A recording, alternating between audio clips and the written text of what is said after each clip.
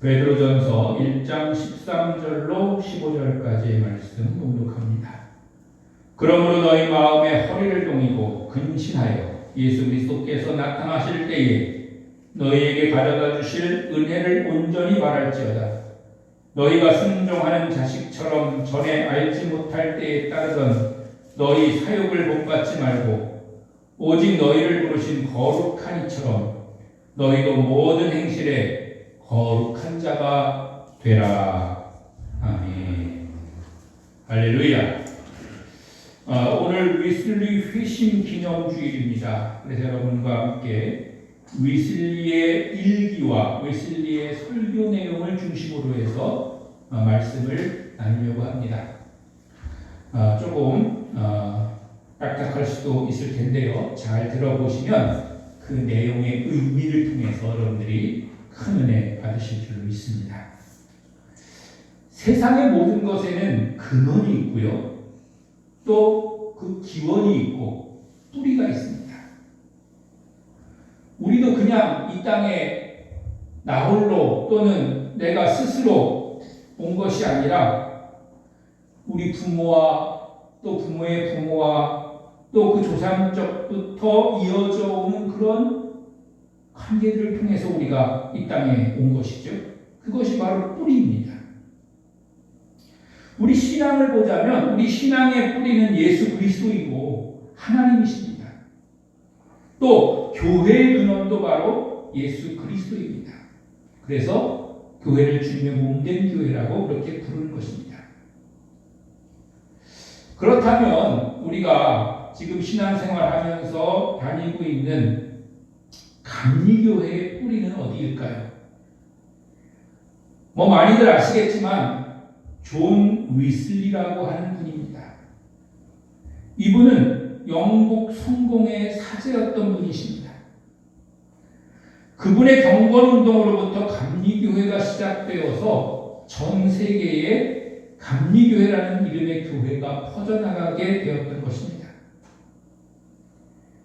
그리고 이 위슬리로부터 시작돼서 퍼져나간 교회가 감리교회가 있는 게 아니라 감리교회가 원뿌리이긴 하지만 또 그 감리교회로부터 퍼져나간 교회들이 또 있는데 위슬리 정신으로 이제 생겨난 교회들의 어떤 교회냐면 성결교회가 있고 순복음교회가 있고 구세군교회가 있습니다.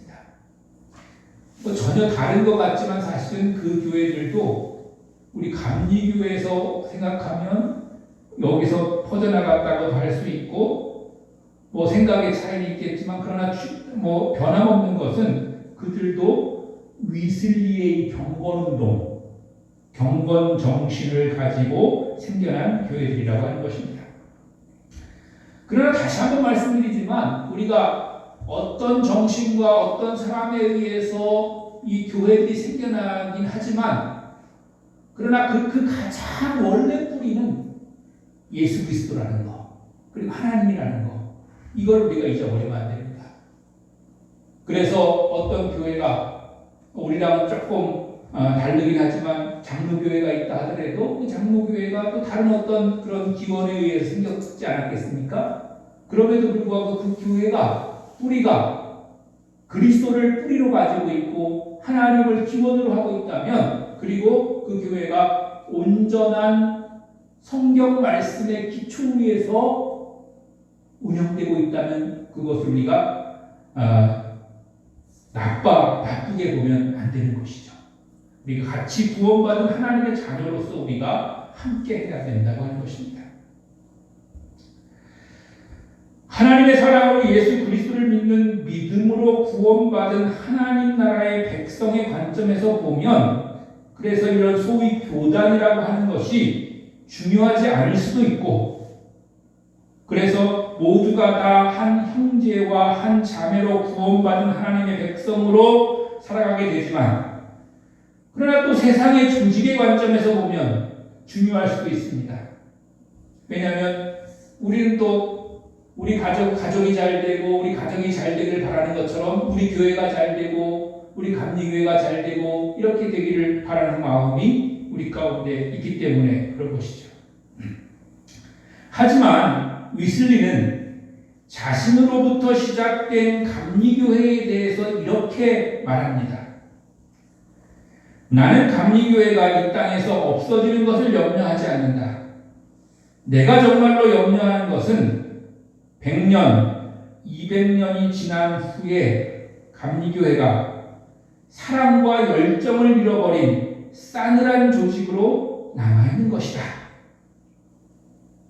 위슬리는 무엇이 중요한지, 무엇을 중요하게 생각해야 하는지를 잘 표현해주는 그런 말을 한 것입니다. 그러니까 자기로부터 시작된 감리교회가 점점점 커지고 또 번창해 나가고 이런 거를 물론 일반적인 그런 사람들의 마음이라면 좋아하겠지만 위슬리의 마음은 감리교회가 커지고 작아지고 없어지고 이런 게 염려가 아니라 오히려 있긴 있는데 사랑과 열정을 잃어버리고 신앙의 순수성, 복음의 그런 알맹이를 잃어버리고 오히려 외형만 커져가지고 있는 그런 것들이 더 걱정이다. 이렇게 이야기를 한 것이죠. 오늘이 존 위슬리 회심 284주년 기념주일입니다. 과연 위슬리는 284년이 지나도록 감리교회가 사라지지 않고 남아있는 것에 만족하고 있을까요? 영국에서 시작된 신앙운동이 한국 땅으로 전파되어서 지금 한국 땅에는 6,652개의 감리교회가 있고 124만 6,239명의 감리교회 교인이 있습니다. 그래서 위슬리는 지금 기뻐하고 있을까요? 아니면 그가 염려했던 것처럼 사랑과 열정을 잃어버린 채 싸늘한 조직으로 변해가고 있는 것을 보면서 근심하고 있지는 않은지 우리가 우리 자신을 좀 돌아보고 우리 뒤를 돌아보아야 할 것입니다. 여러분 나침판이라는 거 아시죠? 나침판. 우리가 나침판 하지만 원래는 나침반입니다. 나침반. 좀 이렇게 살짝 발음을 해야 돼요. 나침판 그러지 말고 나침반. 이 나침반은 방향을 알기 위해서 사용하는 도구입니다.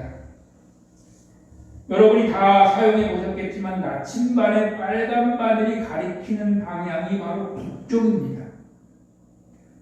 그래서 그것을 기준으로 해서 동서남쪽을 우리가 알아내는 것이죠. 현재 우리 교회의 기준으로 보면 태백경찰서 방향이 북쪽입니다. 그리고 등산 올라가는 이 방향이 남쪽인 것이죠. 그래서 우리 교회가 늘 서늘한 거예요. 이 북향이나 마찬가지거든요. 그렇죠. 북향이죠. 남쪽 방향이 산이 막혀있기 때문에 여기가 해가 잘 안 들고 여러 가지 서늘한 방향이 되는 것입니다. 그러니까 우리 장성 이 관내에서는 저쪽 협신동 쪽 그쪽이 사실은 집 짓는 그런 지역으로는 좋은 거예요. 거기가 햇볕이 가장 많이 들고 거기가 남향이라고 이렇게 할 수가 있는 것이죠. 나침반은 우리가 낯선 곳에 가서 방향을 모를 때 사용하면 편리하게 방향을 찾아낼 수가 있는 것입니다. 그런 나침반의 중요한 기능은 바늘이 항상 북쪽을 가리킨다는 것입니다. 바늘은 그냥 놔두면 무조건 북쪽을 가리켜요. 근데 그 바늘이 고정되어 있는 것이 아니라고 하는 것이 중요한 것입니다. 고정되어 있지 않다는 거예요. 그 나침반의 바늘은 보면 늘 춤추듯이 떨면서 움직입니다. 그러나 가리키는 방향은 언제나 북쪽입니다. 만약에 사람들이 북쪽이 싫다고 해서 그 나침반을 휙 돌려놔도 바늘은 여전히 다시 북쪽으로 돌아가서 북쪽 방향을 가리키는 것이죠. 그런데 만약에 그 나침반의 바늘이 고정되어 있다면 어떻겠습니까? 방향은 늘 북쪽을 가리킬 수 있어도 그것이 북쪽 그쪽을 꼭 가리키지 못하는 거죠. 실질적으로 북쪽을 찾아낼 수가 없는 것이죠. 실제로 가야 할 방향을 알지 못하고 자신이 가리킨 방향이 옳다고 생각하게 되어서 결과적으로는 방향을 잃어버리게 되는 것입니다. 그러므로 우리가 가는 신앙의 여정 속에서도 우리는 수시로 방향을 확인해야 합니다. 내가 가는 길이 그리스도께서 인도하고 계신 방향이 맞는지를 확인해야 됩니다. 어떤 때는 나의 전통과 습관과 선입견을 따라서 가다 보면 어느새 내가 편하고 쉽게 갈 수 있는 안정된 길을 가게 되는 것입니다. 그러다 보면 하나님이 우리를 인도하시는 길로 가는 게 아니라 내가 편한 길, 내가 쉬운 길, 내 생각이 맞다고 생각하는 그 길을 가게 되는 거예요. 그러니까 우리가 늘 하나님의 말씀을 듣고 그 말씀을 우리가 잘 깨닫고 그 말씀대로 살려고 애써야 되는 이유가 바로 있는 거예요. 만약에 고정되어 있는 나침반처럼 그렇게 우리의 삶의 방향이 변하지 않을 수 있다면 말씀 한 번만 들으면 되는 거죠. 그 때를 가면 되는 거죠. 물론 하나님의 말씀 자체는 변하지 않습니다. 그러나 그 말씀이 우리에게 들려지고 우리에게 적용될 때 우리가 받아들이는 그런 것이 때마다 시마다 다른 거예요. 어린애기 때 받아들였던 그런 받아들이는 것과 어른이 돼서 받아들이는 게 다른 거예요. 그런데 내가 어릴 때 이미 말씀을 들었고 깨닫고 알았으니까 그 길로만 내가 계속 간다. 이렇게 하면 어른이 됐을 때는 내 상황이 달라져 있기 때문에 그 길이 바른 방향이 아닐 가능성이 많다는 것이죠. 그래서 우리가 내 상황과 환경에 따라서 수시로 주의 말씀에 비추어서 내가 가는 방향이 맞는지 올바른지 그런 것들을 확인해 가야 되는 것입니다. 웨슬리는 그가 복음을 전할 때는 물론이거니와 생의 마지막 순간에도 내가 이만하면 됐다, 내가 가는 길이 무조건 옳다 하는 그런 굳어진 마음을 갖질 않았습니다.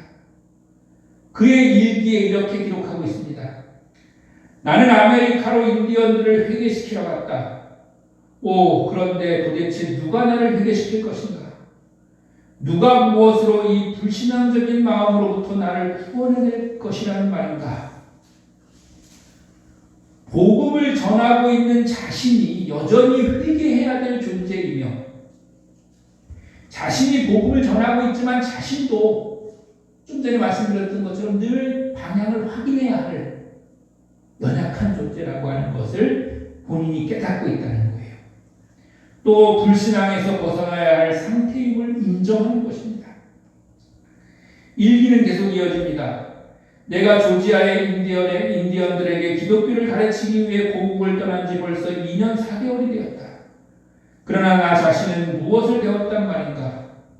아메리카로 다른 사람을 회개시키러 갔던 나 자신이 실은 하나님께 온전히 회개하고 있지 못했다. 전에는 꿈에도 그렇게 생각하지 않았다. 자기가 편하고 쉬울 때는 자기가 늘 옳은 줄 아는 거예요. 자기가 다 맞다고 생각한 거예요. 그렇게 그게 심해지다 보면 다른 사람을 무시하고 다른 사람은 얘기를 안 듣는 거죠. 자기가 다 옳으니까. 그런데 실제로 자기가 복음을 전해보고 어려운 환경에 처해보고 또 깨달음이 더 깊어지면 깊어질수록 자신도 늘 부족하고 잘못될 수 있다. 나도 방향을 틀리게 갈 수 있다. 이런 거를 깨닫게 됐다는 것이죠. 같은 날 일기에서 그는 자신의 공적이 아무리 대단하다 해도 그것이 그리스도를 믿는 믿음 안에서 이루어진 것이 아니라면 똥이나 찌꺼기에 불과해서 꺼지지 않는 불로 태워질 뿐이다 라고 기록하고 있습니다. 또한 그리스도인들이 믿지 않는 이들보다 나을 것이 없다고 탄식하기도 합니다. 그리스도인이라 불리는 우리가 세례받지 않은 이교들보다 나을 것이 없다니 라고 탄식하는 글을 쓰기도 합니다. 특히 웨슬리가 어떤 마음으로 살았는지 분명하게 느낄 수 있는 고백이 있습니다. 1753년 11월 26일기에 나의 묘지에 쓸 비문을 이렇게 적었습니다. 이때 당시 웨슬리의 나이가 한 50살쯤 될 때고, 그 후로 웨슬리는 한 40년을 더 살고 죽었는데, 그때 이미 자기의 묘지에 비문을 써본 거예요. 내가 어떤 사람인가를 돌아보기 위해서 쓴 것이죠. 뭐라고 썼냐면, 여기 존 웨슬리의 육신이 잠들다. 불길 속에서 건져진 타다남은 나무 조각 같은 그가 나이 51세에 폐병으로 죽다. 아마 폐병이 조금 있었던 것 같아요. 죽은 후에 그의 부채를 갖고 나면 10파운드도 남지 않을 것이다. 10파운드는 얼마냐면 15,000원이에요. 15,000원. 자기가 가지고 있는 돈이 이것저것 다 제하고 나면 15,000원밖에 없다는 거예요. 지금 돈이.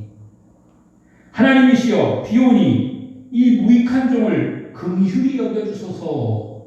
이렇게 묘지에다가 써지게 될 것이다. 이렇게 기록을 남겼습니다. 그런 웨슬리가 사랑과 분리된 믿음도 굉장히 걱정했습니다. 그의 기록을 보면 설교네요.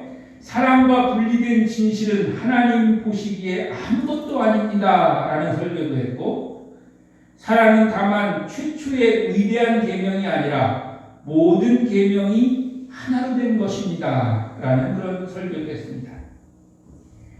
웨슬리에게 있어서 웨슬리 신학이라고 불리는 그런 이론에 있어서 가장 중요한 이론이 뭐냐면 성화와 완전입니다. 성화와 완전.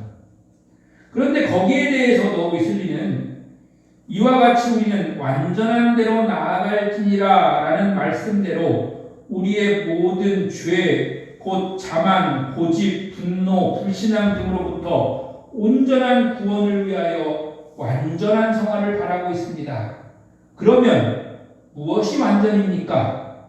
이 완전이란 말은 여러 가지 뜻이 있지만 여기서 이 말은 사랑을 뜻합니다. 라고 설교했습니다. 그러니까 우리가 완전해지기를 원하고 성화, 즉 구원받은 하나님의 백성으로서 성숙해지기를 원하고 이렇게 하는데, 그 완전해진다는 말, 성화됐다는 말, 그 말의 뜻 속에는 사랑이라는 그런 뜻이 담겨져 있다는 것입니다. 아울러 다음과 같이 말하고 있는데, 오늘날 사회 속에서 외딴섬처럼 고립된 교회가 가슴에 새기고 고민해야 될 그런 교훈입니다. 뭐라고 말했냐면, 나는 기독교를 본질적으로 사회적 종교이며 따라서 기독교를 고립시킬 때 죽고 만다는 사실을 확신합니다. 기독교는 예수 그리스도를 통하여 인간에게 계시된 하나님을 경배하는 법을 가르쳐주는 종교입니다. 또한 기독교는 사회적 종교이므로 사회를 떠나서는, 즉 다른 사람과 같이 대화함이 없이는 잘 유지될 수 없을 뿐 아니라 전혀 존재할 수 없습니다. 라는 설교를 했습니다. 잘 유지되지 않을 뿐만 아니라 아예 존재할 수 없다고 단언하고 있는 것을 보게 됩니다. 더 나아가서 웨슬리는 돈 지갑이 회심하기 전까지는 진짜 회심한 것이 아니라고 했고, 그것을 스스로 실천했습니다. 불의한 재물에 대한 청지기의 삶으로 제시한 3가지 기준이 있는데, 할 수 있는 대로 많이 벌어라, 할 수 있는 대로 많이 저축해라, 할 수 있는 대로 많이 나누어줘라, 이렇게 말하고 있습니다. 즉 자기의 돈주머니, 지갑은 넉넉히 풍성히 채워놓고 말로만 하고, 그러는 것은 온전한 회개요, 온전한 거듭남이 아니라는 것입니다. 왜요? 욕심은 거기에 다 채워져 있기 때문이죠. 욕심은. 이런 많은 것들이 바로 사랑과 사랑의 실천에 대한 웨슬리의 교훈인 것입니다. 웨슬리의 설교 중에 먹먹하게 마음에 감동을 주는 그런 대목도 있습니다. 1744년 옥스퍼드에서 한 설교인데요. 형제들이여, 나는 여러분에게 하나님의 자비하심으로 간청합니다.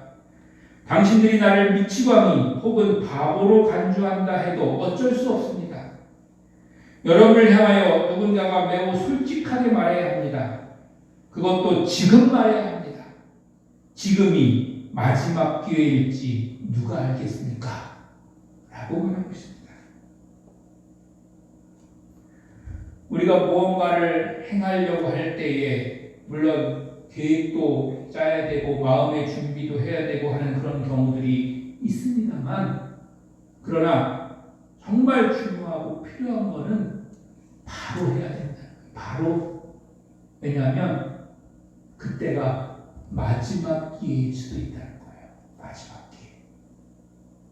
여러분 다 느끼시죠? 어떻게 될지 알 수 없는 것이기 때문에 그렇습니다. 왜냐하면 우리의 생명과 우리의 앞길은 주님께 달려있는 것이고 주님 뜻에 달려있는 것입니다.